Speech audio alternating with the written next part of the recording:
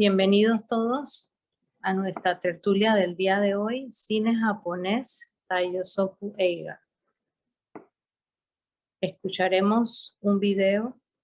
con las palabras de la directora de la Fundación Japón de Madrid.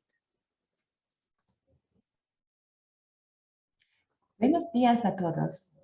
Mi nombre es Keiko Morito y soy la directora de Fundación Japón Madrid.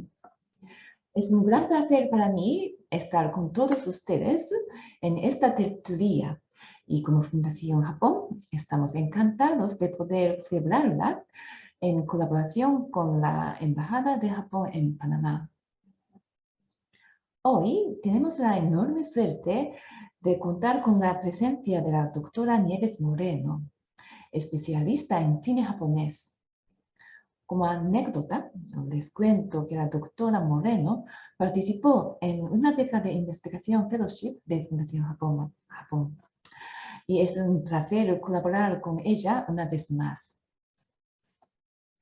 La doctora Moreno nos va a hablar de las películas japonesas conocidas como Taiyosoku Eiga. Los protagonistas eran jóvenes de su edad de los años 50 que se juntaban en grupos de amigos y pasaban el verano haciendo lo que les venía en gana, siguiendo sus deseos y pulsiones en medio del calor veraniego. Como estudiantes en media alt y como jóvenes que son ustedes mismos, creo que es una parte de la historia del cine japonés que les resultará atractiva. Además, este viernes tendremos el privilegio de contar con otro gran especialista, el Dr. Jin Taira, que nos descubrirá algunos secretos de la arquitectura japonesa. Así pues, espero que disfruten mucho las charlas y que despierten o alimenten aún más su curiosidad por Japón. Muchas gracias por su atención.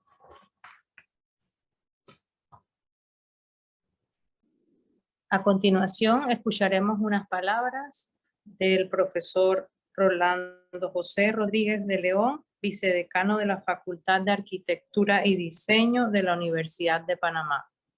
Buenos días. Primero que todo queremos agradecer a la Embajada del Japón en Panamá y a la Fundación Japón, sede de Madrid, por permitirnos contar el día de hoy con la conferencia sobre Taiyosoku por la profesora Nieves Moreno. La profesora Moreno es doctora en estudios artísticos, literarios y de cultura. Posee además un máster en historia del cine y ha realizado estancias de investigación en la Universidad de Waseda en Tokio. Es profesora actualmente en la Escuela Universitaria de Artes TAI de Madrid. Para hablarles un poquito, en el cine de posguerra surge el Taiyosoku, que básicamente retrata la rebeldía de los jóvenes contra el sistema. Cuenta entre sus directores con el afamado Nagisa Oshima, y estamos seguros de que lo que aprendamos hoy gracias a la doctora Nieves Moreno no solo va a facilitarnos la comprensión de dicho género, sino que va a permitirnos entender ahora con muchas más luces lo que esta revolución cinematográfica significó, no solamente para el cine japonés, sino para el cine internacional. Así que los dejo con la profesora y muchas gracias de antemano. Muchas gracias, profesor Rodríguez, y la dejamos entonces con los estudiantes para que puedan dar su disertación. Muchas gracias. Pues muchas gracias a todas y a todos por esta maravillosa presentación y también por darme la oportunidad de poder compartir todo este trabajo sobre cine japonés, sobre cultura japonesa con todos y con todas ustedes. Voy a compartir mi pantalla. Un segundito. Vamos a... Perfecto. Como bien ha dicho el profesor Rolando, realmente estamos ante un género cinematográfico que se dio en un periodo corto de tiempo, pero no por ello no fue intenso y no por ello no fue importante en la cinematografía japonesa posterior y también contemporánea del momento. Las Taiyo Soku Eiga, esos géneros más radicales, más transgresores, más rompedores, que se suelen dar también desde un punto de vista estético, pero también desde un punto de vista moral ideológico, después de periodos de crisis o después de periodos de grandes cambios, ¿no? Lo hemos visto en la historia del cine, no solamente en la japonesa, sino, por ejemplo, con el cine expresionista alemán después de la Primera Guerra Mundial, o el cine neorrealista italiano después de la Segunda Guerra Mundial. En esas películas y esos géneros cinematográficos que tienen una corta vida debido pues, a las cuestiones, debido a las cuestiones sociales e históricas que contextualizan este tipo de película, y es algo que también va a ocurrir con las Taiyo Soku Eiga, que son producto de esa sociedad un poco que se está reajustando en un cambio de paradigma, fruto del final de la Segunda Guerra Mundial y ese reajuste social, económico, político, cultural que tuvo Japón en esta época, en el que vamos a ver cómo desde mediados, principios de los años 50 hasta principios de los años 60, ya con el género bastante modificado, bastante dulcificado, que es lo que va a durar un poco el periodo histórico, el periodo temporal de estas películas conocidas como Taiyo Soku Eiga. Taiyo Soku es un término que lo vamos a ver posteriormente, pero que aquí os traigo en este póster de esta película, que es la que dará nombre también a esa generación, a esa tribu del sol, que es como se conoce o significa este término, ¿no? Y que bien ha dicho la señora Morito, Fundación Japón Madrid, un poco de esos veranos calurosos al sol de las generaciones más jóvenes. Tenemos que contextualizar históricamente este género cinematográfico, todos los géneros cinematográficos deben contextualizarse históricamente. Este tiene esa necesidad añadida de ese Japón que está cambiando y de ese Japón de posguerra. Un Japón... un segundo, que no me pasan las diapositivas. A ver qué ocurre. Disculpen los problemas técnicos. Un momentito. A ver.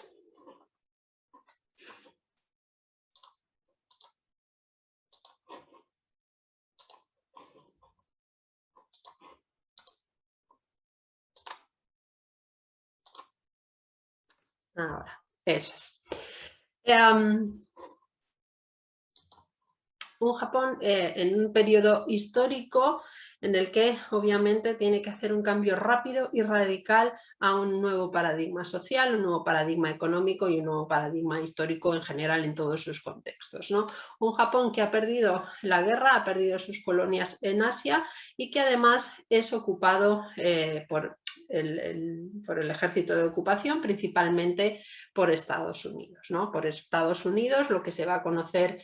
como el SCAP, el comandante supremo de las potencias aliadas, liderado por Douglas MacArthur, en el que va a establecer un nuevo orden durante un periodo, principalmente entre 1945 y 1952, de cuáles son aquellas cosas que podían hacerse o no podían hacerse desde una perspectiva cinematográfica, estoy hablando, ¿no? Un poco una industria japonesa como es la cinematográfica, que ha tenido un desarrollo extenso, enorme y muy importante desde la llegada del cinematógrafo a Japón en 1896 hasta este momento en el que la industria japonesa cinematográfica ha sido una de las industrias más grandes a nivel asiático en estas décadas de 10, 20, 30, 40 y 50, ¿no? Y que tiene que volver a reorganizarse. Tiene que volver a reorganizarse, obviamente, también por una cuestión básica y logística, que es que muchas de la industria ha sido bombardeada, muchos de los estudios han desaparecido y tienen que volver a reinventarse y sobre todo tienen que dejar atrás ese cine más considerado propagandístico, ¿no? Con lo cual toda la industria se vuelve a reorganizar con el modelo hollywoodiense. Unas películas además hollywoodienses que básicamente son las que están inundando las pantallas de Japón. En Japón todavía no ha puesto en marcha toda la industria, lo va a hacer muy rápidamente este cambio, pero aún así todo está bajo la supervisión de lo que se conoce como esas potencias aliadas, ese ejército de ocupación. Todo va a estar bajo el control y el dominio de las SCAP. Un dominio además que va a indicar, o un control que va a indicar cuáles son aquellas temáticas que se pueden y no se pueden hacer cinematográficamente, no va a estar todo permitido. Sobre todo vamos a ver cómo es esa cultura occidental la que va a empezar a invadir no solamente pues las salas cinematográficas, sino que cada vez va a estar más presente en la cultura cotidiana japonesa, ¿no? Como estas fotos que he traído aquí, un poco pues que se ve cómo esa sociedad japonesa de la posguerra está cambiando y está empezando a asumir toda esa cultura que llega principalmente de Estados Unidos, a música, en deportes, en tendencias de moda, en peinados, en comida, algo, una influencia que obviamente vamos a ver en la vida cotidiana a pie de calle, pero que también va a influir en cinematográficamente, ¿no? Como os decía, en esas temáticas que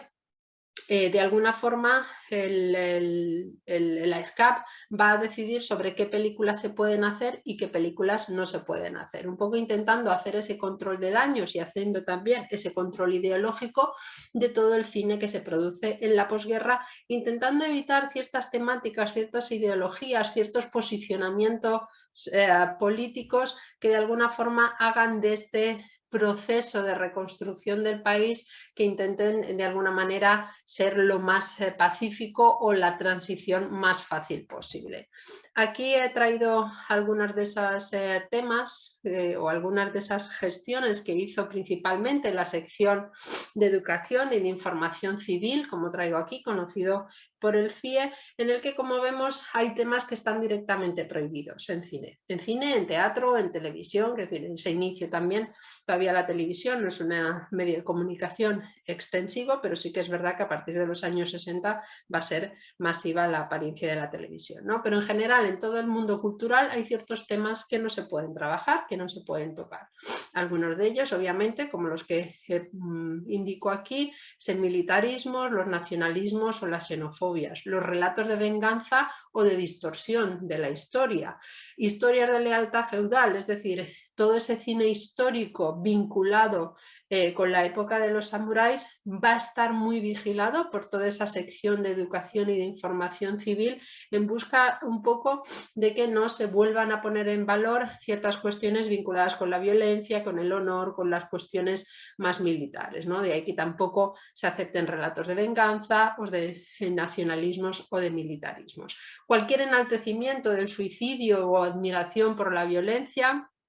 que normalmente se vincula con esas películas históricas, también va a estar muy controlado y va a estar realmente de alguna forma prohibido. Es cierto que hay algunas películas que sí que van a pasar ese tamiz de censura que va a tener en la sección de educación y de información civil, pero siempre con algún posicionamiento que no sea ideológico. Todos tenemos en mente la película de Kurosawa, la de Rashomon, un poco ambientada en ese Japón feudal, en ese Japón histórico, pero sí que es verdad que al no verse esas cuestiones de nacionalismo, de militarismo, etcétera, etcétera, y sobre todo no hay ninguna distorsión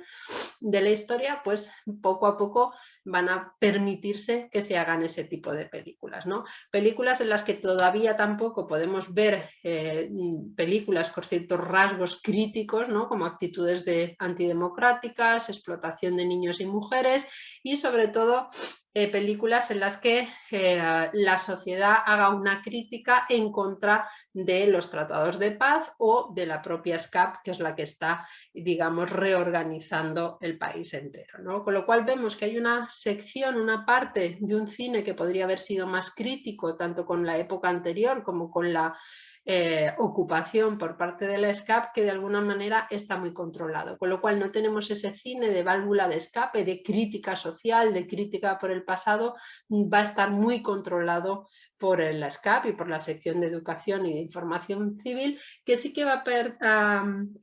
permitir otros tipos de temas. Otros temas vinculados, pues como pongo ahí, con historias de pacifismo, con la rehabilitación de la población militar, con la recuperación de la industria y de la agricultura, es decir, todos aquellos temas que de alguna manera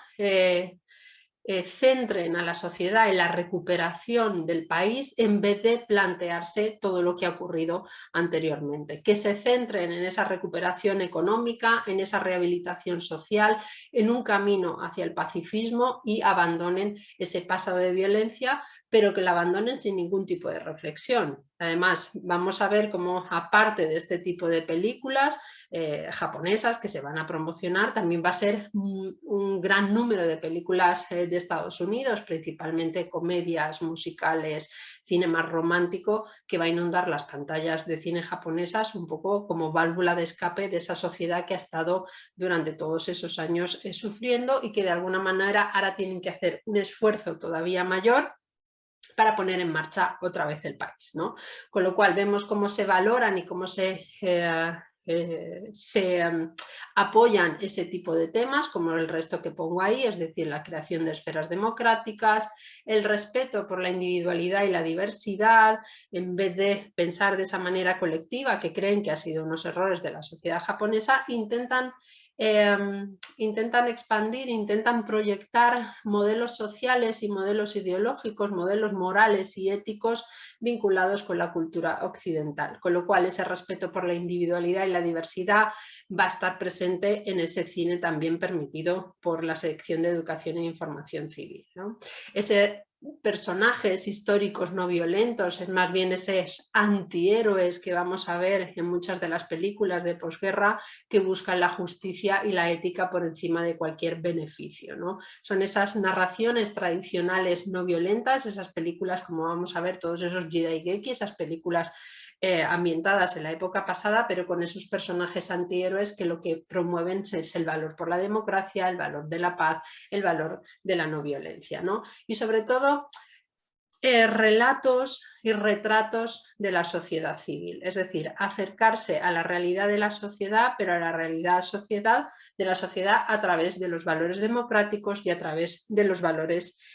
pacifistas. Una de las cuestiones importantes también que vamos a ver en el cine de esta época es cómo se promociona a ciertos directores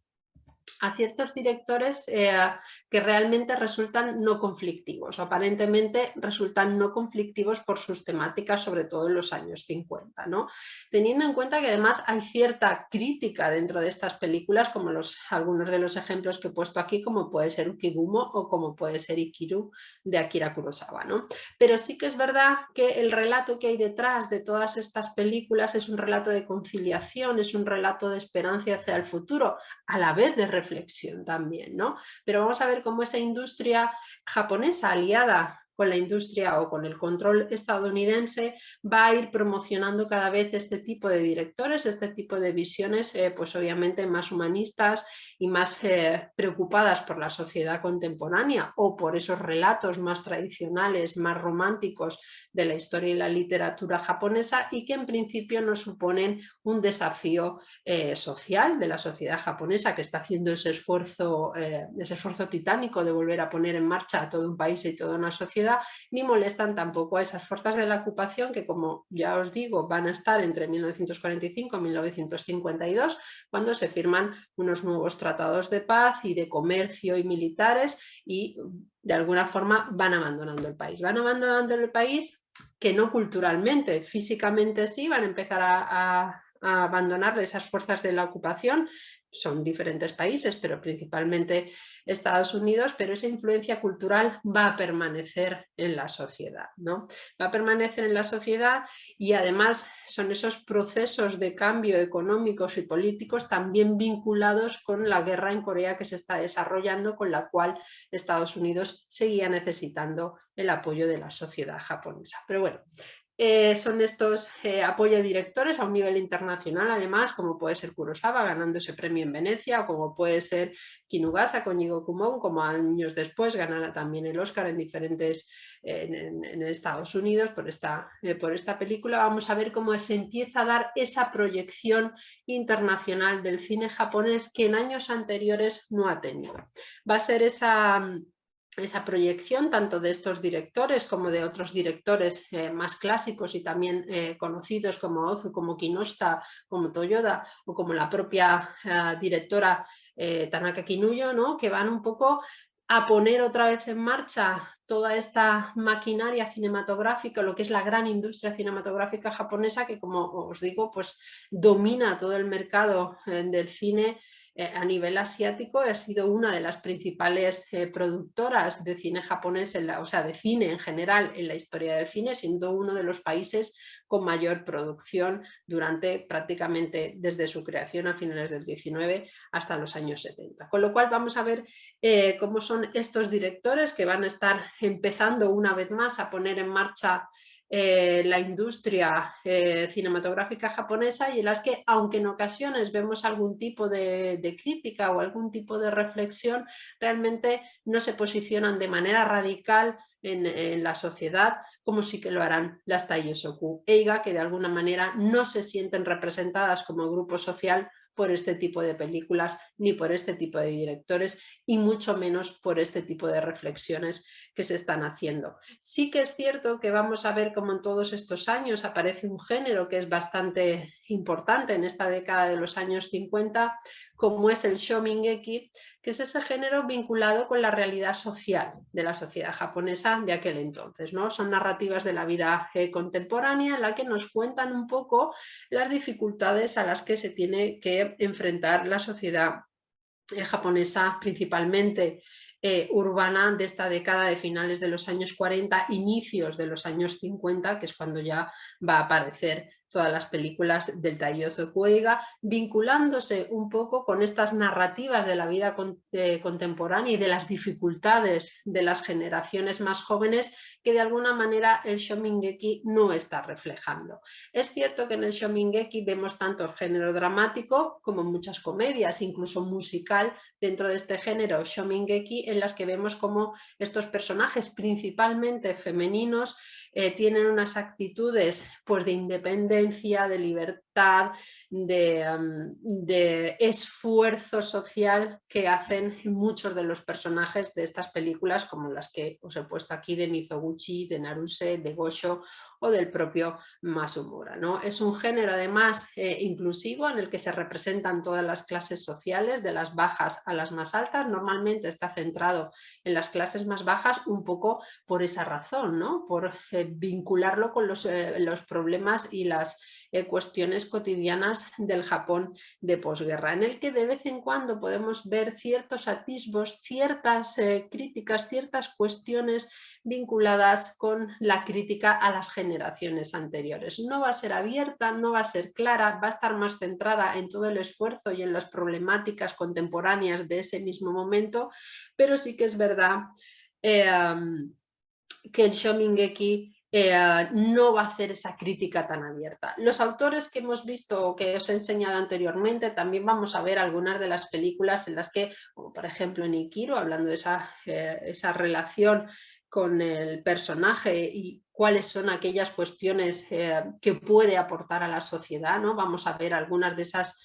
críticas, o en el propio Tokyo Monogatari de Ozu, en el que se hace esa reflexión sobre qué significa la familia en este momento en la sociedad japonesa, ¿no? Y el shomingeki también va a tratar un poco esos temas de readaptación a la sociedad contemporánea, pero siempre con una perspectiva de futuro y con una esperanza en el futuro. Un poco ese trabajo que va a hacer el cine de autor, ¿no? El cine de autor, no solamente para volver a poner en marcha toda la cinematografía japonesa, sino volver a poner en marcha todo lo que sería esa nueva cultura democrática, esa nueva cultura moderna y contemporánea del Japón, ¿no? Todo esto se va a hacer obviamente a través de ese cine, a través de la autoría, esa celebración humanista de los grandes cineastas y de la cultura japonesa que de alguna manera se había estado obviando durante el periodo bélico, ¿no? Es esa celebración formalista del cine japonés más conocido tanto por historiadores como por estudiosos o como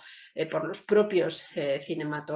cineastas japoneses vinculados con esa cultura más tradicional, ¿no? En la que el film se convierte en un texto del que podemos extraer los rasgos culturales de una sociedad. Es decir, en este caso, siguiendo el cine de Mizoguchi, o en este caso, siguiendo el cine de Ozu o el propio de Kinoshita, podemos hacer un planteamiento, podemos hacer un estudio, podemos hacer una investigación sobre esos rasgos culturales que de alguna manera representan esa sociedad de ese momento. Con lo cual se ve ese cine, esos autores como depositarios de esas raíces culturales que pueden ser milenarias o no, y que además representan también a las contemporáneas, ¿no? En busca un poco de volver a presentarse como un país desarrollado cultural e industrialmente, un país moderno, un país que ha superado todos los errores cometidos en la etapa más bélica, en la etapa más imperialista, que quiere demostrarse democrático, recuperado, pero que aún así es capaz de volver a plantearse su propia cultura y de volver a usar su propia cultura, esta vez con fines pacifistas, con fines democráticos, ¿no?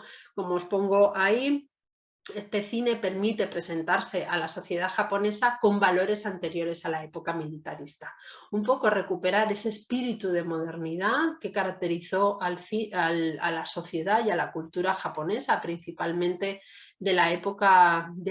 Meiji y de la época Taisho, y que de alguna manera esos inicios de la época Showa, esos inicios de la sociedad militarista, se había adueñado un poco de esos valores culturales japoneses. Este cine de autor, este cine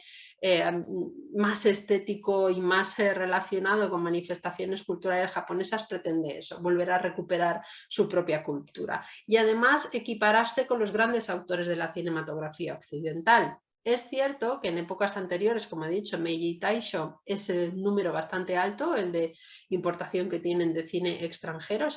una relación que fue constante desde el inicio del cine, pero que esa etapa más bélica de alguna manera cerró las fronteras a la influencia y al cine occidental. Es en esta época de posguerra donde vamos a volver a ver una vez más esa influencia de cineastas occidentales y no occidentales, y de cineastas también asiáticos dentro de la cultura japonesa, y a la inversa. Vamos a ver cómo el cine japonés empieza a exportarse a todo el mundo y cómo esos cines de cineastas y estudiosos occidentales, como pueden ser los de las nuevas olas de los años 50 y 60, van a mirar a Japón y van a ver realmente que haya habido un cambio en su cinematografía, ha habido un cambio en su sociedad, y realmente estamos hablando de artistas cinematográficos equiparables a cualquier artista cinematográfico de cualquier parte del mundo. Con lo cual, el cine japonés empieza a exportarse, que es una de las carencias que tenían en el cine anterior a la Segunda Guerra Mundial, empieza a verse fuera de las fronteras y empieza a valorarse fuera de sus propias fronteras, lo cual les sirve también como una carta de representación, una carta de presentación de ese Japón que ha logrado superar todo ese oscuro pasado y que una vez más se manifiesta como un país abierto, moderno y democrático. Aún así, el cine Taiyosoku, o la generación que representa el cine Taiyosoku, no se ve representado por estos nuevos conceptos sociales, no se ve representado por este cine de autor vinculado a esas cuestiones más estéticas, a esos valores estéticos del pasado, y todavía no se ha manifestado abiertamente. Vamos a ver cómo esa manifestación obviamente será producto de un cambio otra vez en la sociedad, de un momento crítico también en la sociedad japonesa, como va a ser ese momento de separación con esas fuerzas de la ocupación del SCAP y esos movimientos sociales que se van a dar a partir de finales de los años 50 y principios de los años 60. Va a ser una vez más esta contextualización histórica que vamos a ver desde finales de los 50, inicios de los 60, en el que la sociedad japonesa tiene que volver a posicionarse frente a sus gobernantes, frente a las clases acomodadas, frente a las clases de la alta academia, de la alta cultura, y va a ser una época realmente bastante revolucionaria. No solamente en Japón, si pensamos un poco en todo el mayo del 68 y los movimientos en Europa del Este y en general en toda Europa, los años 60 son una década bastante agitada en la que obviamente Japón, inmersos ya en la cultura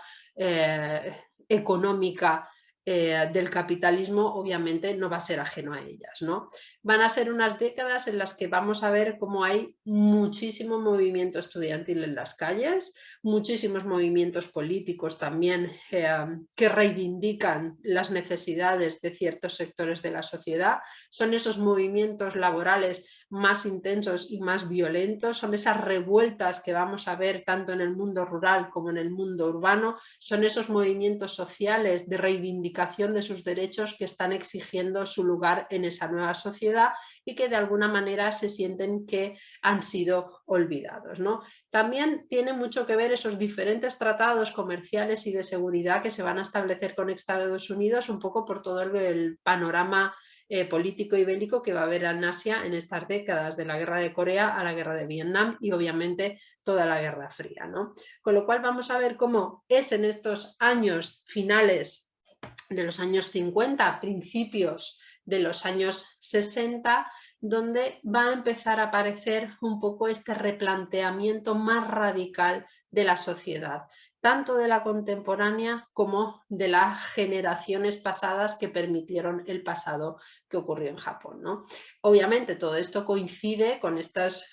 todos movimientos y con estas revueltas y revoluciones que se van a dar en todos los ámbitos de la sociedad japonesa. He traído aquí algunos de esos ejemplos, como pueden ser las revueltas estudiantiles en la Universidad de Tokio, que se encerraron en la Universidad de Tokio y en muchas otras universidades. La más conocida fue el encierro y el incendio dentro de la Universidad de Tokio de esos estudiantes pidiendo mayor libertad de expresión, mejoras en la educación, etcétera, etcétera. O como pueden ser las revueltas campesinas en contra del aeropuerto de Narita. He puesto ahí esos 1966-1977, pero es una cuestión que todavía está ahí, entre la sociedad campesina rural de Narita, cerca de Tokio, ¿no? Unos enfrentamientos y unas revueltas de guerrilla, literalmente, que se dieron en esa zona y que se dieron también en otras zonas de Japón, ¿no? O abajo os he puesto este ejemplo, esta foto de Yukio Mishima dentro de las revueltas estudiantiles de ese año de 1969, en la que vemos cómo la cultura, en este caso la cultura literaria, se implica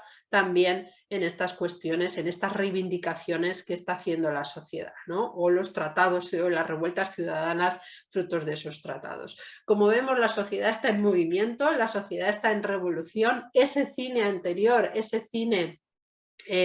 primer cine controlado por las fuerzas de ocupación, ese primer cine vinculado con los grandes autores, de alguna manera no están representando toda esta revolución, todo este movimiento social, cultural, de vida que se está dando en la sociedad japonesa y que, como vemos, necesitan manifestarse, necesitan una vía, necesitan un camino en el que poder manifestar ya no solamente su descontento, sino también su posición frente a ese mundo que han heredado. Principalmente es el de las clases más jóvenes, que entienden ese mundo como heredado por los fallos de las generaciones anteriores. Todo este movimiento relacionado con las Taiyosoku, relacionado con estas revueltas sociales, obviamente tiene también una perspectiva cultural. Es decir, vamos a ver cómo esas primeras cuestiones más de replanteamientos, de críticas, de guerrilla, va a estar muy vinculada con este nuevo teatro que se va a dar a partir de los años 60.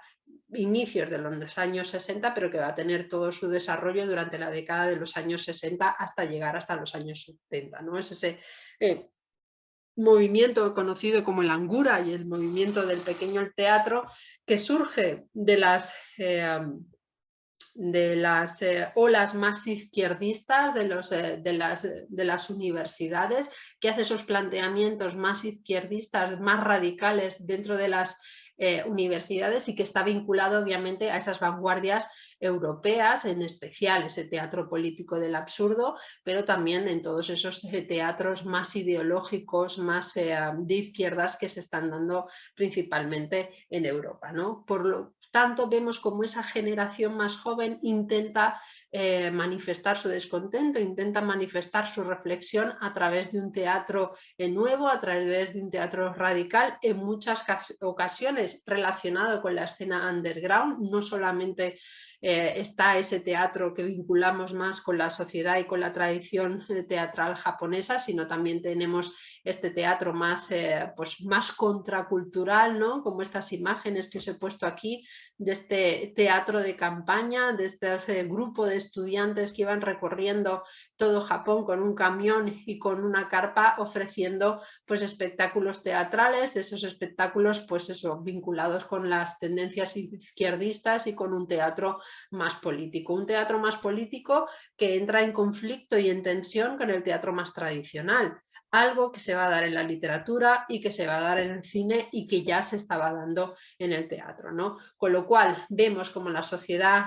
más joven japonesa, la sociedad además más vinculada con movimientos más radicales, tanto de izquierdas, en ocasiones también de derechas, buscan un camino de expresión que refleje su momento vital, que refleje su lugar en la historia, que refleje su lugar en la sociedad. Muchos de ellos acuden a Europa del Este a formarse, es la época de las grandes escuelas del teatro político en la Europa del Este, con lo cual vemos como muchos grupos de jóvenes e incluso de cineastas acuden a esas escuelas de cine o esas escuelas de teatro en busca de una estética, un argumento, una técnica, una manifestación artística que dé salida a esas necesidades, que dé salida a esa vida no solamente de revolución interior, sino también de revolución exterior. Vamos a ver cómo esas manifestaciones que se dan en el teatro se están dando también en el cine y se están dando también en la literatura, ¿no? Es una época también de intensa actividad literaria, pues os he puesto ahí algunos ejemplos: Mishima, Koboabe, Kawabata, Tanizaki, escritores que tienen ya un largo recorrido literario, pero que de alguna manera en esta etapa de movimientos y de revolución están haciendo también ese cambio, ¿no? Es esa literatura la que se va a ver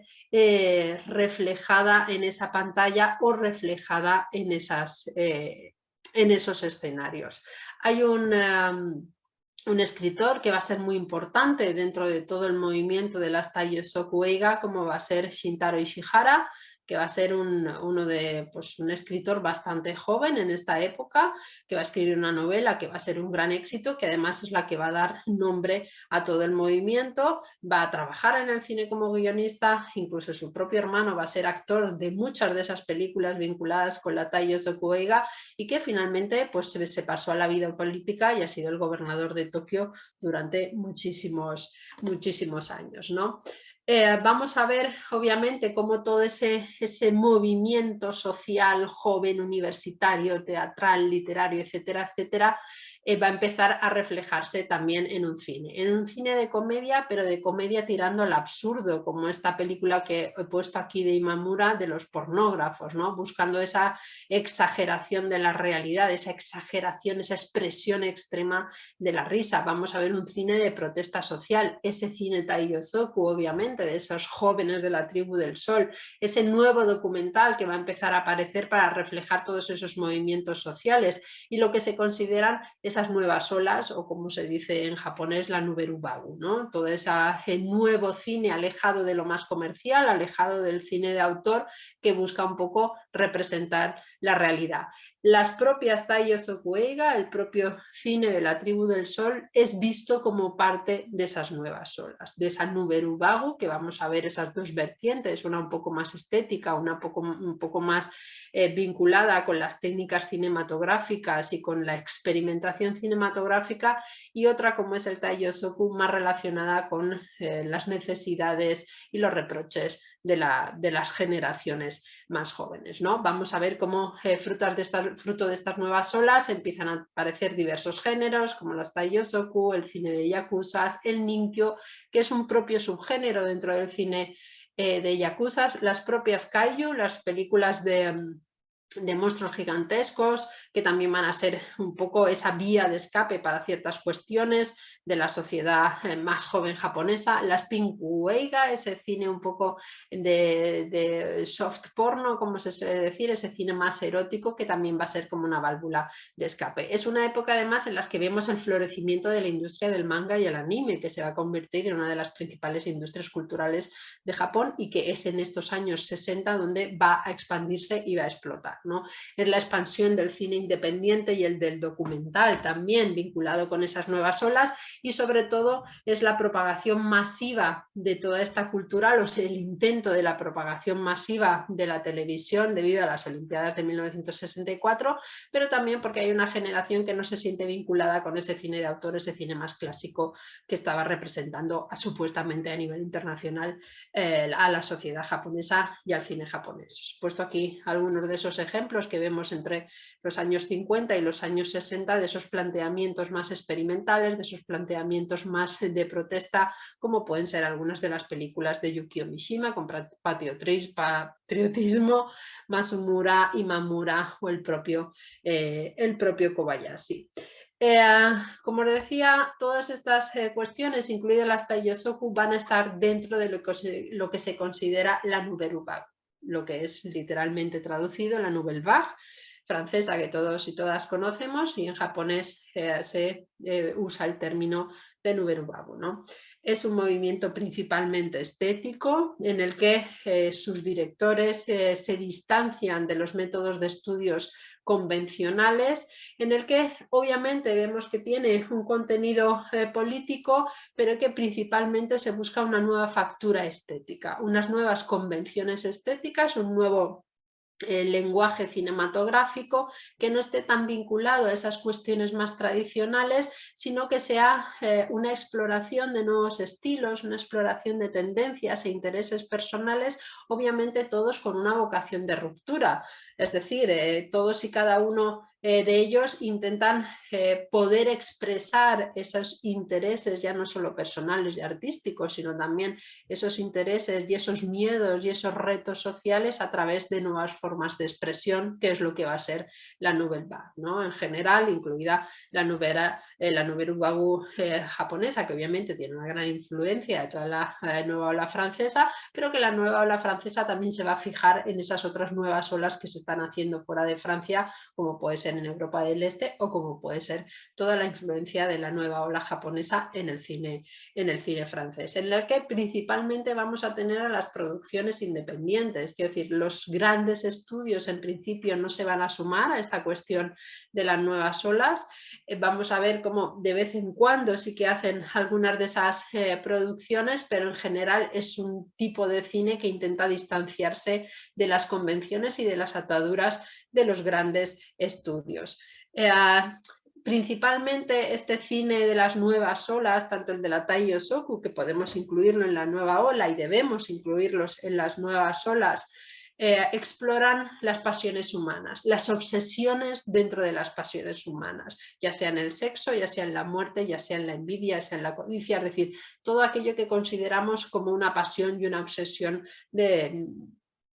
la especie humana o de la humanidad en general. No van a ser películas, tanto las de la Nouvelle Vague como de las Taiyosoku, con una alta carga erótica y con una alta carga violenta, ¿no? Un poco buscando esa vía de escape a todo ese mundo un poco más de represión que han estado viviendo, en el que vamos a ver muchas adaptaciones literarias, tanto en la Nouvelle Vague como en el Taiyosoku, en el que se busca un poco desmantelar ese orden de lo convencional.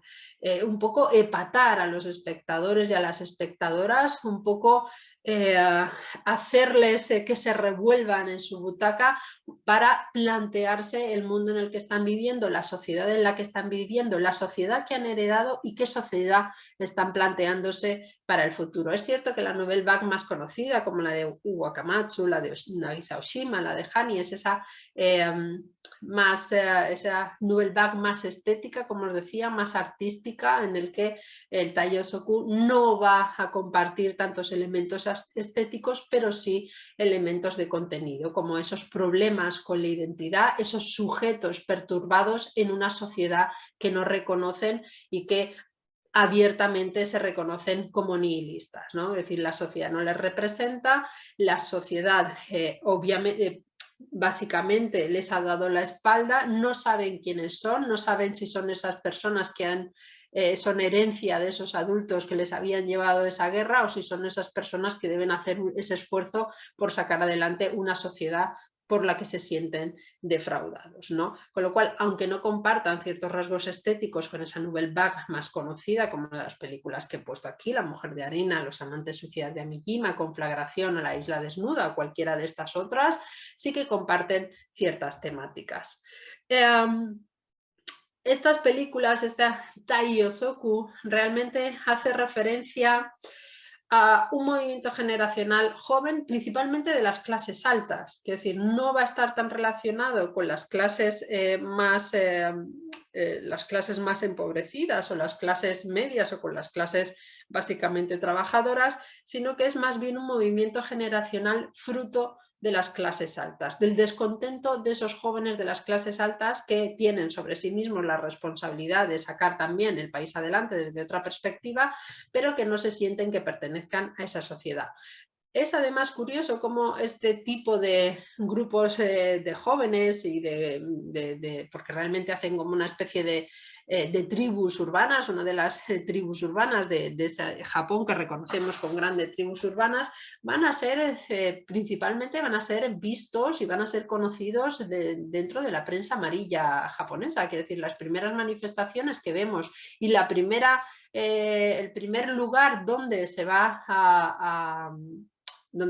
usar el término de Taiyosoku, el término de esta tribu del sol, va a ser en la prensa amarilla. Un poco esa prensa amarilla que busca esas parejas de jóvenes, esos grupos de jóvenes con una vida mucho más relajada, con una vida mucho más hedonista, y realmente hay cierta crítica social con respecto a este tipo de jóvenes. Un grupo de jóvenes además en el que tienen una vocación marginal, es decir, no se relacionan de manera amable, no se relacionan de manera tranquila con otros sectores de la sociedad, sino que construyen su burbuja dentro de ese mundo. De ahí también que al ser movimiento generacional joven de las clases más altas, sea ese ambiente de playa, ese ambiente hawaiano, ese ambiente más de diversión y de verano y de no hacer nada, el que esté alrededor de todo el contexto de las Taiyosoku, ya sea a nivel real o ya sea obviamente a nivel cinematográfico, ¿no? Tanto las películas como algunas manifestaciones literarias, todos sus productos tienen un alto contenido político, erótico y violento, es decir, son un grupo que se siente marginal, pero que se siente que tiene que reivindicar esa marginalidad, ¿no? Ese no reconocimiento de la sociedad, ese no reconocimiento que hacen ellos de lo que se espera de ellos en la sociedad. Además, denuncian unos valores caducos y lo que es interesante es que no tienen una vocación de ruptura. Así como la Nouvelle Vague en general sí que tiene esa vocación de ruptura, en este caso no es una vocación de ruptura, en este caso no es que quieran cambiar algo para que vaya mejor, simplemente se revuelven en contra de lo existente. Es como una especie de tendencia punk, ¿no? Como podríamos decir, es un inicio de lo que se llamaría posteriormente, en décadas posteriores, del punk. En este caso es una cultura del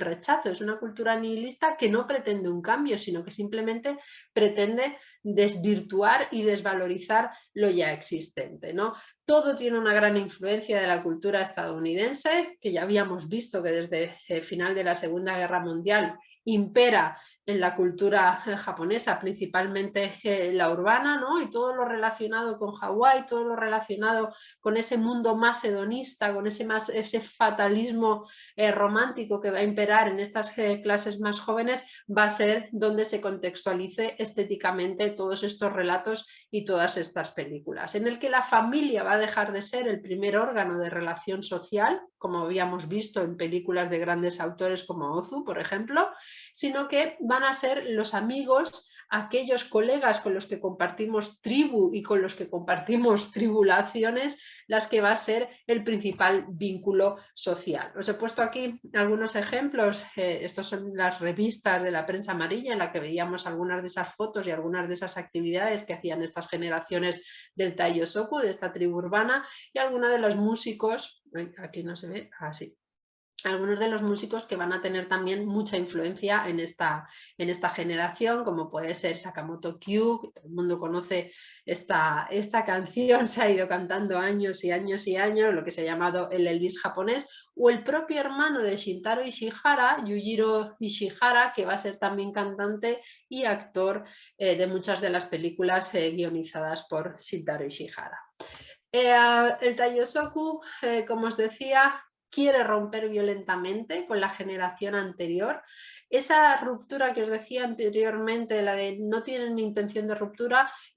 entendida en el sentido de crear algo diferente. En este caso no hay ningún interés por crear nada, lo único que quieren es romper con lo anterior, no quieren crear nada, son una generación hedonista, son una generación nihilista, lo único que saben es lo que no quieren, pero no queda muy claro qué es lo que quieren, ni en la literatura, ni en la música, y mucho menos tampoco en las películas que se dieron, ¿no? Aquí he puesto una foto de Shintaro Ishihara junto con Mishima, y es el libro La Estación del Sol, o el Taiyo Kisetsu, que es el que va a dar nombre también a esa película que veíamos al inicio, pero también a todas estas películas vinculadas con las Taiyosoku o la tribu del sol, ¿no? No se busca una moralidad moderna, es esa cuestión que decíamos, la de que no se busca una alternativa a lo ya existente, simplemente es una respuesta antimoral, es una respuesta amoral a la decepción por el pasado y por el futuro que les espera. Es decir, es como he dicho, es un comportamiento nihilista que lo único que busca es el placer rápido y momentáneo, y sobre todo materialista. Es decir, este es el verano, esto es lo que quiero hacer, lo que viene antes no me interesa, lo que viene después no me interesa tampoco. Es cierto que hay una gran presencia de elementos violentos en todas estas películas, ¿no? Podría ser una generación de ruptura, una generación de nihilista, pero no vincularse con esas cuestiones más eróticas, con esas cuestiones de hipersexualidad y violencia que tienen la mayoría de las películas de las Taiyosoku, ¿no? En este caso sí que vemos una generación que quiere romper violentamente con la generación anterior, pero creando violencia dentro de su propia generación, ¿no? Realmente es un movimiento bastante violento, de ahí que las Taiyosoku vayan yendo poco a poco derivando en esas películas más de corte violento, en esas películas más vinculadas pues con el cine de yakuzas o con ese cine ninkyo también derivado de los yakuzas, ¿no? En el que además vemos cómo la mayoría de los personajes protagonistas son personajes masculinos que de alguna forma han visto como la guerra, como la sociedad del posguerra es una sociedad feminizada, puesto que la pérdida de la guerra tiene como consecuencia esa concepción de la pérdida de la masculinidad, ¿no? Y de alguna forma son esos sujetos masculinos que quieren volver a empoderarse, obviamente en lo peor de la descripción del género masculino, ¿no? Desde esa violencia, de esa remasculinización y de esa vuelta a ciertas actitudes machistas como tienen la mayoría de las películas de Taiyosoku. No es que las Taiyosoku no se hubieran planteado desde una perspectiva del cine de autor. Veremos como Naruse, como Kurosawa, como Imamura ya estaban un poco viendo esa sociedad más joven, siendo testigos de las necesidades y las revueltas y las críticas y la violencia de esa generación más joven, pero es que es cierto que en algunas de esas películas, como la del Infierno del Odio, o como la de Cerdos y Acorazados de Imamura, o como La calle sin piedad de Naruse, sí que lo que nos están haciendo es una advertencia social de qué es lo que está ocurriendo en las clases más jóvenes, ¿no? Además, hacen una crítica a la influencia occidental que están sufriendo esas generaciones más jóvenes que de alguna forma están perdiendo esas bases, esos vínculos, esos cimientos que les relacionaban con la sociedad, que les hacían ser responsables de la sociedad y tener esta conciencia de equipo, tener esta conciencia común, ¿no? Tanto en el Infierno del Odio como en el Cerdo y Acorazados vemos esas generaciones más desfavorecidas de jóvenes, que no de clases acomodadas, que un poco pues tienen esa revuelta violenta, pero que aún así obviamente la mayoría de estos directores lo que hacen es una crítica a esas sociedades y a esos peligros que nos esperan como sociedad si no atendemos a las necesidades de esas generaciones más jóvenes, ¿no? Y además hacen una crítica a ese comportamiento disruptivo, ¿no? Es decir, no es que estén a favor de ese comportamiento disruptivo, veremos como en la mayoría de las películas de las Taiyosoku hay cierto posicionamiento político e ideológico sobre estar a favor de ese comportamiento más violento, más anarquista y más nihilista de esas películas de Taiyosoku, ¿no? Esas películas, como algunas de las que os he traído aquí, La estación del sol de Furukawa, Historias crueles de juventud de Nagisa Oshima o La puerta de la carne de Seiyun Suzuki, en la que vemos, además desde una perspectiva cinematográfica, esa reacción en contra de los estereotipos en el cine. Es decir, no tenemos esa perspectiva más artística, más experimental, más esteticista de la Nouvelle Vague que hemos visto antes, de la Nouvelle Vague que hemos visto antes, pero sí que es verdad que hay una reacción en contra de ese cine más tradicional, ese cine más de autor como tiene la Nouvelle Vague, ¿no? Rechazan además el cine familiar, rechazan las comedias melodramáticas, no hay nada de comedia en este tipo de películas, ni tampoco es un cine, digamos, buenista, en el que tengan una perspectiva de poder mejorar el conflicto o los conflictos que se plantean en un supuesto final feliz,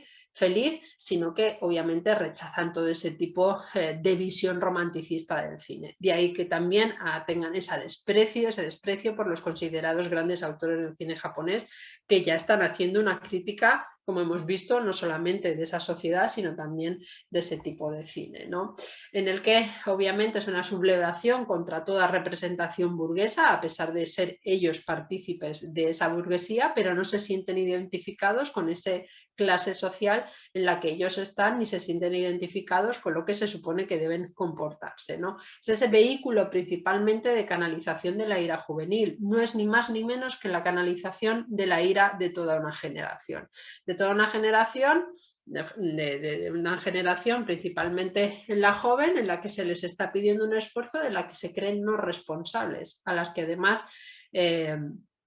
culpan a la generación de sus adultos, de sus mayores, ese esfuerzo que ahora deberían hacer ellos, ¿no? Son, como os decía,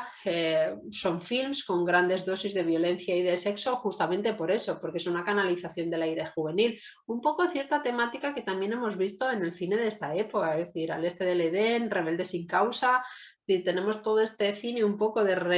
revulsivo juvenil, en este caso se convierte en todo un género en el que también se denuncian los valores estéticos caducos, ¿no? No tienen ningún tipo de influencia de las tendencias europeas, así como en la Nouvelle Vague japonesa, así que vemos esas influencias de la nueva ola francesa. En este caso es un género completamente sin ningún tipo de influencia, en la que sí que vemos que van a participar los grandes estudios, tanto la Nikkatsu como la Sochiku o como la Daiei. Ven en las generaciones más jóvenes un espectador con ganas de disfrutar de estas historias, con ganas de ver un poco este tipo de películas que les sirven también de vía de escape a todas esas generaciones jóvenes que no tienen la posibilidad ni de disfrutar de las actividades que disfrutan las clases altas, ni de además comportarse con esta ira, con esta violencia que sí que les puede disfrutar y sí que les puede permitir el hecho de ver estas películas, ¿no? Con lo cual los grandes estudios ven ahí un momento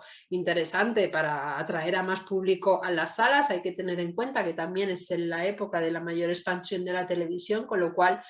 los cines están perdiendo espectadoras y espectadores, con lo cual se replantean este tipo de películas para atraer a las generaciones más jóvenes, ¿no? En las que vamos a ir viendo pues cómo van apareciendo esos subgéneros fruto de estas Taiyosoku, como pueden ser esos que os había indicado también anteriormente, ¿no? ¿Y cuáles son esas principales temáticas que tenemos en este tipo de películas, ¿no? Pues hay dos películas además que van a suponer un antes y un después dentro del cine Taiyosoku, un poco por la repercusión que tuvieron y también porque fueron ambas un escándalo, ¿no? Un escándalo desde una perspectiva moral, como fue La fruta prohibida de Nakahira o La habitación de castigo de Konichikawa, ¿no? En ambas vemos pues ese papel del hombre en la sociedad japonesa contemporánea, y no del hombre entendido como humanidad, sino el hombre entendido como género masculino, ¿no? Quiero decir, es ese nuevo replanteamiento, que es esa reapoderación de ciertas cuestiones que tiene que hacer en la sociedad y que el hombre joven de la sociedad japonesa quizá no esté tan completamente de acuerdo, ¿no? Es la interpretación de ese poder destructor de la guerra en las generaciones más jóvenes. Al fin y al cabo, este tipo de películas lo que hace es eso, traslada esa destrucción de la sociedad a las generaciones más jóvenes, ¿no? Es decir, este es el producto de toda esa mala gestión que hicimos en su momento, en el que en la mayoría de las películas la mujer es sacrificada, o bien es un objeto de mercancía, o bien es un objeto de violencia. No vemos a grandes personajes femeninos que se posicionen ideológicamente o que se posicionen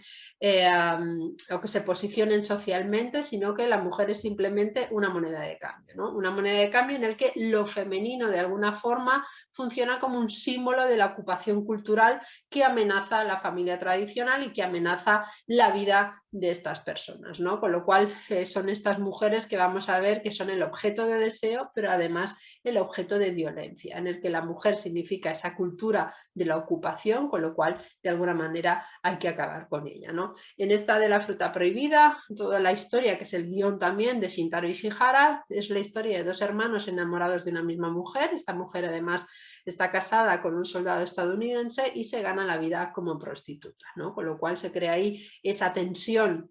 entre esa mujer japonesa que se ha dado al ejército de ocupación, que se ha casado con un estadounidense y que además su única salida laboral es la prostitución. En el caso de La habitación de castigo de Kon Ichikawa también tenemos un poco ese planteamiento de la mujer vista como un objeto de violencia, ¿no? En este caso es una crítica al desagrado juvenil mostrado, pues, como se muestra en la mayoría de los films de este género, en el que hay una burla de ese fatalismo romántico de esa generación privilegiada. En este caso, Kon Ichikawa, dentro de los propios términos del género, lo que hace es una crítica muy destructiva de todas estas películas y de esta generación, ¿no? En la que muestra esa juventud violenta, esa juventud sin valores que ha perdido todos sus principios en un exceso de confianza en la cultura occidental. Por un lado vemos que la cultura occidental es como el gran monstruo para estas generaciones. Por un lado además es contradictorio, porque por un lado estas películas de las Taiyosoku lo que hacen es disfrutar o supuestamente disfrutar de los beneficios de esa cultura occidental, en ese tipo de veranos, de playa, de actividades, de música, etcétera, etcétera, pero por otro lado obviamente se sienten amenazados por esa intromisión dentro de su cultura, ¿no? Con lo cual la mayoría de los personajes tienen esa contradicción, viven esa contradicción entre sentirse dominados, sentirse ocupados, pero además disfrutar de lo que les permite esa ocupación, ¿no? En el caso de la película de Ichikawa también sigue siendo la mujer una amenaza. En este caso también es guión de Shintaro Ishihara y cuenta una extraña relación entre un grupo de estudiantes que violan a sus compañeras de clase de universidad porque se sienten menos capacitados que ellas. Las mujeres son la mayoría en esta clase, las mujeres sacan mejores notas, las mujeres son mejores en todos, con lo cual ellos esa ira la canalizan a través de actos tan reprobables como es violar a sus propias compañeras. La cuestión extraña en esta película además radica en que como una de estas chicas se enamora de uno de estos personajes, pero es algo que no va a permitir Ichikawa. Es decir, tanto Ichikawa como Nakahira al final de la película van a hacer una gran crítica, una crítica tremenda en contra de estos comportamientos, pero en ningún momento tienen un final feliz. Quiero decir, este tipo de comportamiento solo puede llevar al desastre y la mayoría de estas películas terminan en desastre, ¿no? Es decir, en desastre pues, entre los personajes nunca vamos a encontrar o difícilmente vamos a encontrar un final feliz en estas películas. Es a partir de esos finales de los años mediados, de los años 60, donde vamos a ver cómo ya va derivando hacia otras cuestiones, cómo va cambiando el cine, cómo la sociedad se siente ya un poco hastiada de este constante planteamiento violento, de este constante planteamiento radical, ¿no? Y además, sobre todo, porque vamos a ver cómo se inicia una nueva etapa social, una nueva etapa económica derivada del baby boom, de ese gran número de nacimientos que se van a dar en los años 60, de ese milagro económico que hace que de alguna manera toda esta ira social, toda esta ira de las clases más jóvenes se vaya canalizando y este género vaya prácticamente desapareciendo o transformándose hacia otros géneros como va a ser el Pinku Eiga o el cine Yakuza y ya quedándose en un nicho mucho más pequeño y quedándose para un público mucho más pequeño, ¿no? Ya no van a ser estas películas como La fruta prohibida de Nakahira o como Historias crueles de juventud de Nagisa Oshima, ¿no? Es decir, ya no va a ser para un público un poco más, más comercial, sino que ya vamos a ver cómo entra dentro de los subgéneros y de la clase B. Al final todas van a hablar de esas dificultades de la juventud japonesa, ¿no? Sobre todo vinculadas con la decepción que les han producido sus mayores e intentando hacer daño donde más daño pueden hacer, es decir, en salirse fuera del grupo, salirse fuera de la comunidad, tener actitudes que no sean por el bien de la armonía social, tener actitudes individualistas, tener actitudes hedonistas y no trabajar como está trabajando el resto de la población, no hacer el esfuerzo que se les está pidiendo al resto de la población. Intento no irme mucho más de tiempo, lo siento porque me he alargado mucho, pero bueno, que quería darle muchas gracias a todos por su atención y encantada de contestar cualquier pregunta o de cualquier cuestión que quieran decirme. Muchas gracias, doctora Moreno. Tenemos unas preguntas a través del profesor Rolando que sus alumnos le han hecho llegar y pasaremos a ellas. Vale, muchas gracias ante todo, profesora Moreno. Ok, son varias preguntas, vamos a ver cuánto nos da el tiempo. La primera dice, ¿qué pensaba el gobierno de este tipo de cine y hacía algo por evitarlo? Todo lo contrario a lo que hacía con el Shomingeki. Realmente, posteriormente a esa etapa de control viene una etapa que es la de la época dorada de los grandes estudios, en las que muchos géneros eran aceptados y mucha transgresión era aceptada, ¿no? Con lo cual, en este caso, a pesar de que Japón tenía un código de censura y sigue teniendo un código de censura, el mismo código de censura que hicieron desde la década de los años 30, la misma que tienen ahora, sí que es verdad que la cuestión de canalizar todo eso a través del cine sí que era permitido. Quiero decir, esto hay que tener en cuenta que no respondía tanto a una realidad social de algo que realmente estaba pasando. Realmente, quiero decir, en la sociedad japonesa más joven de esa época sí que se sentía desplazada, sí que se sentía que no estaba ubicada en ese mundo que le había heredado de sus generaciones mayores, pero ese tipo de acciones y de actividades que vemos en las películas eran más bien una vía de escape que una realidad social, ¿no? Sí que es verdad que hay ciertos sectores de la sociedad alta japonesa que vivían esa vida un poco más hedonista, pero es decir, no muy diferente de lo que podemos ver a día de hoy de esas sociedades altas que viven un poco al margen de la vida cotidiana de las demás personas o de las crisis económicas de las demás personas, ¿no? Pero sí que es verdad que al concebirlo como una vía de escape, como una especie de evasión de esas problemáticas, lo cierto es que el gobierno no entraba demasiado en ese control, a no ser que hubiera ciertas cuestiones que excedieran, ¿no? Es decir, que, pues, que las películas, os digo, quiero que las escenas eróticas cumplieran con los requisitos, que las escenas de violencia no fueran abiertas, sino que fueran veladas, es decir, que no fuera visualmente muy abierto, pero sí que hubiese, obviamente, cierto control, ¿no? Con lo cual el gobierno en ese sentido no, y además teniendo en cuenta que van a ser los principales estudios los que van a promocionar este tipo de películas, pues entonces eso está bastante aceptado. Muchas gracias. Ok, siguiente pregunta. ¿Cuántas películas de Taiyosoku hay y cuáles son las más representativas?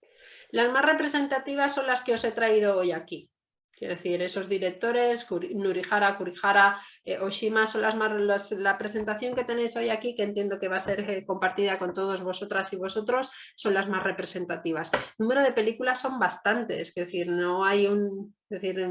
a veces hay algunas que comparten con otros géneros, pero podríamos estar hablando de una producción alrededor de unas 100, 200 al año. Películas de este género y de este subgénero, ¿no? Con lo cual, si más o menos multiplicamos eso por prácticamente una década, hace un número bastante grande. Es cierto que muchas de estas películas se han perdido, pues porque no se han podido catalogar bien, no se han podido guardar bien, pero vamos, que son un número bastante alto de estas películas. Muchas gracias. Otra pregunta. ¿Se podría pensar que el Taiyosoku se diluyó en el cine actual y que de vez en cuando hay películas de protesta, entre comillas, pero que ya no tienen el peso de sus predecesoras? Hombre, películas contemporáneas con una alta carga de violencia y erótica las tenemos constantemente. Quiero decir, si esas películas las pensamos como realmente son una vía, un canal de liberación o son un canal de protesta, eso es más difícil encontrar a día de hoy, ¿no? Sí que tenemos en mente esos directores como pueden ser Takashi Miike, como pueden ser Shio Ono, que sí que trabajan con esas características del cine del Taiyosoku, ¿no? Pero obviamente ya no estarían respondiendo a una necesidad social, a una necesidad del momento, sino a una cuestión más bien estética. Gracias. Aquí hay una que usted la respondió, la hago de todas formas por si la persona no quedó muy clara, porque la pregunta es, ¿en qué año termina el boom del Taiyosoku o todavía se hace?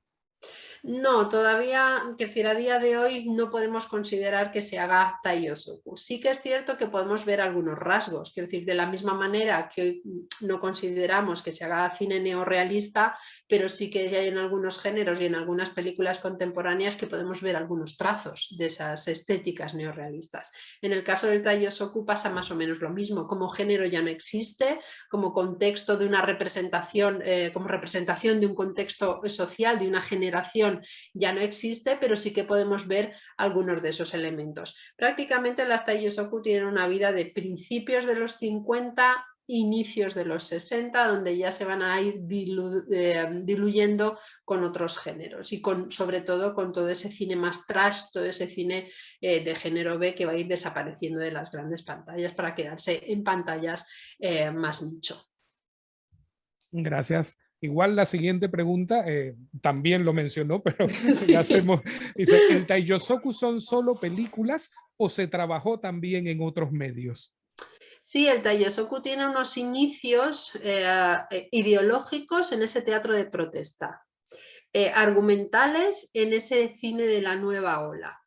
Pero realmente donde más va a empezar a representarse va a ser en la literatura y en la música, y que finalmente va a terminar apareciendo en el cine. Por eso ponía también el ejemplo de la música punk, de la cultura punk en los años 70, porque vemos cómo se inicia en otra disciplina, como puede ser la música, como puede ser la estética, y que va a ir derivando también a otras manifestaciones, ¿no? Quizá en el cine algo menos, en ese tipo de cultura punk de los años 70, pero sí que es verdad que en este caso tenemos esas manifestaciones en la literatura, en la música, que posteriormente se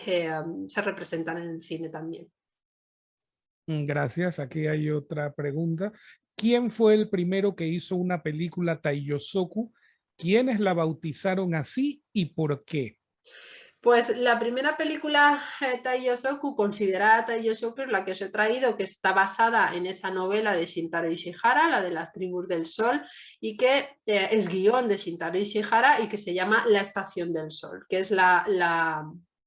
película que os he puesto, que es del 1956, de alguna manera inaugura ese género, puesto que además se usa la palabra con la que se va a conocer a todo este género cinematográfico. Pero sí es verdad que desde inicios de los 50 vamos a ver manifestaciones en la prensa amarilla, en la prensa rosa, ¿no? Es decir, de cómo estaban tratando y cómo veían a estas generaciones de las clases altas, que ya las denominaban la generación del sol, ese concepto de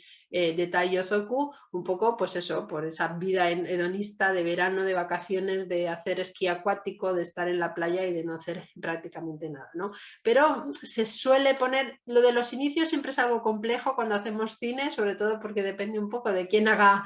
la historia, pero se suele considerar la película de Takumi Furukawa, la de La estación del sol de 1956, basada en un guión de Shintaro Ishihara, como el detonante de todo este género. Pero vemos ejemplos anteriores también. Gracias. Esta es una pregunta que siempre surge en todas las conferencias de audiovisuales y desgraciadamente, vamos a ver, dice, ¿hay algún lugar donde podamos ver estas películas? Eso ya es más complicado, obviamente. Hombre, hay películas que tienen algunos elementos de esta cultura Taiyosoku, como las que he puesto de Akira Kurosawa, la del Infierno del Odio. No sé cómo se llamó en Panamá esta película. En El inglés es infierno de lo de igual. El Infierno del Odio también, ¿no? Sí. La que podemos ver un poco esos suburbios de Yokohama, de esos jóvenes bailando, drogándose, bebiendo, ¿no? O en la propia película de Imamura de Cerdos y Acorazados, en las que vemos también esas generaciones más jóvenes intentando ganarse la vida entre el ejército norteamericano, ¿no? En concreto, estas películas es complicado poder verlas. Quiero decir, ha de ser que obviamente algunos pues esos organismos oficiales decidan hacer una retrospectiva de estas películas porque, hombre, en Japón obviamente sí que son de fácil acceso y se pueden comprar los DVDs y todas estas cosas, ¿no? Pero a nivel cinematográfico no suele ser el típico género con el que se haga pues haga promoción del cine japonés, porque obviamente además, como he dicho, el cine japonés es una industria extensísima, ha sido el principal país productor desde su inicio hasta los años 70, con lo cual la diversidad de géneros y de películas que hay es enorme. Sí, yo quisiera aprovechar y agradecer porque básicamente es el mercado español y el mercado mexicano el que ha permitido de que muchas de estas películas hayan llegado a Latinoamérica en DVD o en Blu-ray, subtitulada y en muy pocas veces doblada. También sé que en Norteamérica está Criterion, que es otra casa que presenta muchas de estas películas subtituladas al inglés, evidentemente. No sé cómo estamos de tiempo, señorita Ono. Bueno. Sí, así está. ¿Tiene alguna otra interrogante que quiera? Hay otra pregunta que podríamos usarla para cerrar y era que si en televisión se podían presentar estas películas del Taiyosoku. Hombre, en principio, al ser los grandes estudios, siempre se hacían esos convenios de los grandes estudios como la Nikatsu o la Sochiku que se hacían con las televisiones, con lo cual en la televisión también se ponían este tipo de películas. Sí, ¿no? Eso era algo común. Obviamente no solían ser las más numerosas con las que entraban, pues tenía toda esa producción de los grandes estudios precisamente para la televisión, y como las principales cadenas de televisión japonesas empezaron también a realizar su propio producto, ¿no? de TV Film. Pero en principio sí, no había, eran compartidas. Muchas gracias, doctora Nieves. Agradecemos a la doctora por todas las aclaraciones y al doctor Rodríguez por su participación. Distinguida profesora Nieves Moreno, distinguido profesor Rolando José Rodríguez de León, queridos estudiantes de la Universidad de Panamá, muy buenas tardes en España y buenos días en Panamá. Ha sido un placer recibir a la profesora Moreno como presentadora de hoy. La tertulia ha sido muy interesante y me ha recordado mi adolescencia en la que vi las películas de Taiyozoku Eiga. Taiyozoku Eiga era de la generación de los que son un poco mayor que yo y refleja los sentimientos de los adolescentes de la época de la posguerra y el inicio del alto crecimiento económico, cuando se inició la familiarización con la cultura americana. Me alegro mucho de que los estudiantes estén aprendiendo de nuestra cultura y seguro han aprendido mucho hoy. Espero que sigan estudiando sobre la cultura japonesa. Antes de terminar, quisiera expresar mi más profundo agradecimiento a la profesora Moreno, a la Fundación Japón y al profesor Rolando José Rodríguez de León por la gran contribución brindada. Muchísimas gracias.